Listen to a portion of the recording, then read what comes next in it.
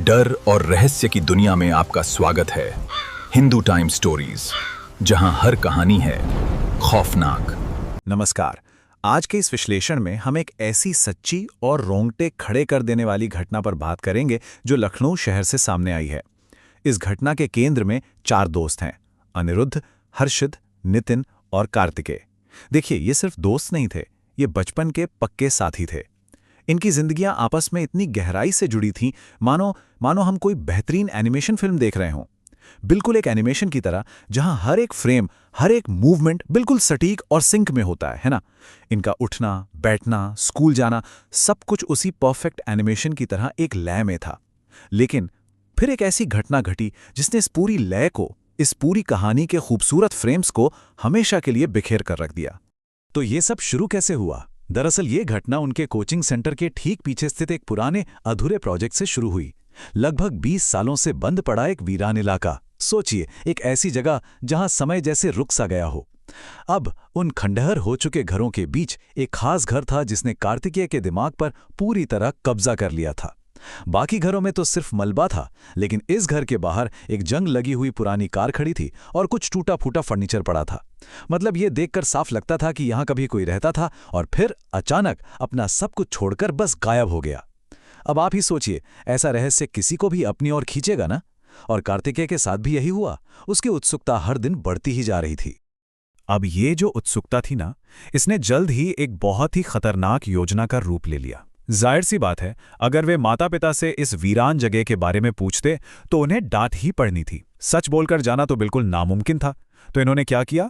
इन्होंने धोखे का एक पूरा जाल बुना। इसके 3 कदम थे। पहला कदम, घर पर स्कूल के प्रैक्टिकल प्रोजेक्ट का बहाना बनाया। दूसरा कदम, हर दोस्त ने अपने घर पर कहा कि वो किसी दूसरे दोस्त के घर जा रहा है। एक ऐसा लूप तैयार किया जिसमें माता पिता पूरी तरह गुमराह हो गए। और फिर आता है अंतिम कदम। रविवार की रात 10:30 बजे ये चारों अपनी साइकिलों पर सवार होकर कोचिंग सेंटर के बाहर मिले।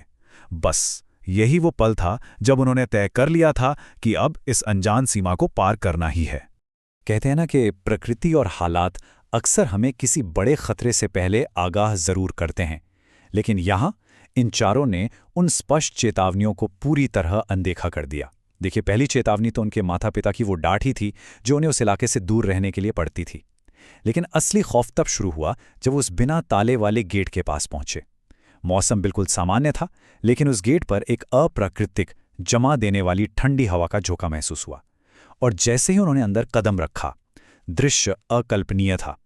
पूरे फर्श पर मृत कौवे किसी चादर की तरह बिछे हुए थे और वहां से जो भयंकर दुर्गंध आ रही थी, उफ!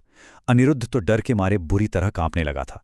उसने हाथ जोड़कर वापस लौटने की मिन्नतें की, लेकिन अफसोस, उत्सुकता के शोर में वो चेतावनी दब गई और ये लोग आगे बढ़ गए। उस घर में सबसे अजीब और डरावनी चीज क्या थी पता है? वहां का विरोधाभास, एक भयानक कॉन्ट्रास्ट। देखिए, बाहर की तरफ सब कुछ सड़ रहा था, कार में जंग लग रही थी, हर तरफ मृत कौवे और मौत की गंध थी। लेकिन अंदर जाने के लिए जो दरवाजा था वो बिल्कुल चटक लाल रंग का था और ऐसा चमक रहा था मानो एकदम नया हो। जब उस लाल दरवाजे को छुआ गया तो वो किसी रेफ्रिजरेटर की तरह बर्फीला ठंडा था। और अंदर का नज़ारा वो तो और भी चौंकाने वाला था। कमरा इतना बेदाग, इतना सलीके से सजा हुआ था कि जैसे कोई रोज आकर उसकी सफाई करता हो। यहां तक कि बिस्तर पर बिछी सफेद चादर पर एक सिंगल सिलवट तक नहीं थी। ये जो परफेक्शन था ना उस वीरान जगह पर, वो किसी भी इंसान के रोंगटे खड़े कर सकता है। और उनके साथ भी बिल्कुल ऐसा ही हुआ। अब साफ सुथरे बेदाग कमरे में कई पुरानी और काफी कीमती दिखने वाली चीजें रखी थीं। इन्हीं के बीच एक पुराना आभूषण का डिब्बा था। जब उसे खोला गया तो अनिरुद्ध की नजर एक बहुत ही खास अंगूठी पर जाकर टिक गई। ये एक चांदी जैसी दिखने वाली बेहद पॉलिश की हुई अंगूठी थी, जिसमें एक बड़ा सा चमकता हुआ हरा पत्थर यानी हरा नग लगा था। उसकी चमक कुछ ऐसी थी, बिल्कुल अस्वाभाविक, जैसे वो आपको अपनी तरफ खींच रही हो। कोई भी इंसान उसे बस देखता ही रह जाए। और उसी अजीब से आकर्षण में फंसकर अनिरुद्ध ने एक बहुत बड़ी गलती कर दी। उसने अपने दोस्तों की नजरों से बचाकर उस अंगूठी को चुपचाप अपनी जेब में रख लिया। उसे अंदाजा भी नहीं था कि इस छोटी सी चोरी की कितनी बड़ी कीमत चुकानी पड़ेगी। और बस ठीक उसी पल, जैसे ही वो अंगूठी जेब में गई, उस घर की खामोशी एक झटके में टूट गई। अचानक से ठीक उनके ऊपर वाले कमरे से एक बहुत तेज और भारी आवाज आने लगी। कैसी आवाज? ऐसी मानो कोई बहुत भारी और पुराना फर्नीचर जमीन पर पूरी ताकत से घसीट रहा हो।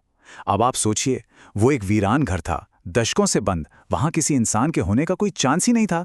इस आवाज ने चारों दोस्तों को ऐसी दहशत से भर दिया कि उनके होश उड़ गए। उन्हें लगा कि कोई उन्हें रंगे हाथों पकड़ने आ रहा है। वे बस अपनी जान बचाने के लिए घबराहट में वहां से भागे और सीधे अपनी साइकिलों की तरफ दौड़े। यहां से जो घटनाओं का सिलसिला शुरू हुआ, वो किसी भयानक सपने से कम नहीं था। टाइमलाइन देखिए, रविवार रात 10:30 बजे वो अंदर गए थे। उसी रात वहां से दहशत में भागते वक्त अनिरुद्ध की साइकिल सड़क पर बुरी तरह लहराई और वो मुंह के बल गिर गया। वो इतनी बुरी तरह घायल हुआ कि उसके सामने के दांत तक टूट गए। दोस्त उसे किसी तरह घर छोड़ाए, लेकिन असली डर तब लगा जब सोमवार की सुबह अनिरुद्ध स्कूल ही नहीं आया। बाकी दोस्तों की धड़कनें तेज हो गईं। और फिर सोमवार की दोपहर, जब वे उसका हालचाल लेने उसके घर पहुंचे, तो उन्होंने जो देखा उसने मानो उनके पैरों तले जमीन खिसका दी। विनाश अब पूरी तरह से नियंत्रण से बाहर हो चुका था। दोस्तों ने अनिरुद्ध के घर पहुंचकर जो देखा वो अकल्पनीय था। अनिरुद्ध की हालत देखकर रूह कांप जाए। वो अपने होशो हवास में बिल्कुल नहीं था। वो बिना कपड़ों के पूरे घर में पागलों की तरह दौड़ रहा था, घर का कीमती सामान तोड़ फोड़ रहा था। और सबसे भयानक बात, वो दीवारों पर अपना ही सिर पटक पटक कर खुद को घायल कर रहा था। उसके सिर से इतना खून बह रहा था कि दीवारों पर खून के धब्बे लग गए थे। उसके माता पिता, परिवार के लोग उसे रोकने की पूरी कोशिश कर रहे थे, लेकिन सब असमर्थ थे। डॉक्टरों को बुलाया गया था, लेकिन कोई भी मेडिकल इलाज उस पर काम नहीं कर रहा था। ये अब कोई आम मेडिकल इमरजेंसी नहीं रह गई थी, ये एक बेहद डरावनी और अकल्पनीय स्थिति में बदल चुकी थी। जब डॉक्टरों की सारी कोशिशें नाकाम हो गईं, तो हताश और बेबस माता पिता ने एक आखिरी रास्ता चुना। उन्होंने माता काली के एक परम भक्त, एक तांत्रिक को घर बुलाया। अब सुनिए, जैसे ही उस तांत्रिक ने घर में कदम रखा और अनिरुद्ध की उस खौफनाक स्थिति को देखा, उसके मुंह से केवल एक ही बात निकली, ये किसी इंसान का नहीं, शैतान का काम है। बस इस एक वाक्य ने वहां का पूरा माहौल ही बदल कर रख दिया। अब ये बात शीशे की तरह साफ हो चुकी थी कि ये लोग किसी शारीरिक या मानसिक बीमारी से नहीं लड़ रहे थे। उनका सामना एक ऐसी अलौकिक, खौफनाक शक्ति से था जो उस रात उस अनजान घर से अनिरुद्ध के साथ चिपककर यहां तक आ गई थी। अब सवाल था कि इस अलौकिक संकट से कैसे निपटा जाए। तांत्रिक ने इसके लिए विभूति का इस्तेमाल किया। विभूति यानी एक प्रकार की बेहद पवित्र राख। इस पवित्र राख की मदद से उन्होंने अनिरुद्ध के शरीर को नोच रही उस शक्ति को कुछ देर के लिए अस्थायी रूप से शांत कर दिया।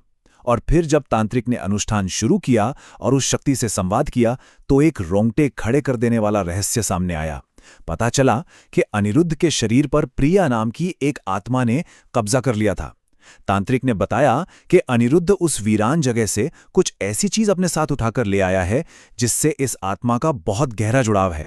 अब आप खुद सोचिए, जैसे ही ये खुलासा हुआ, वहां मौजूद कार्तिकेय, हर्षित और नितिन की क्या हालत हुई होगी। वो तीनों बुरी तरह खौफजदा हो गए। वे वहां से भाग जाना चाहते थे, लेकिन तांत्रिक ने उन्हें वहीं रोक लिया। उस भारी दबाव और डर के बीच कार्तिकेय आखिरकार टूट गया। उसने सबके सामने रोते हुए पिछली रात की वो पूरी सच्चाई उगल दी, उस वीरान घर में जाने से लेकर वहां हुई हर एक बात। इसके बाद तांत्रिक के निर्देश पर जब अनिरुद्ध की जेब की तलाशी ली गई, तो वही हुआ जिसका डर था।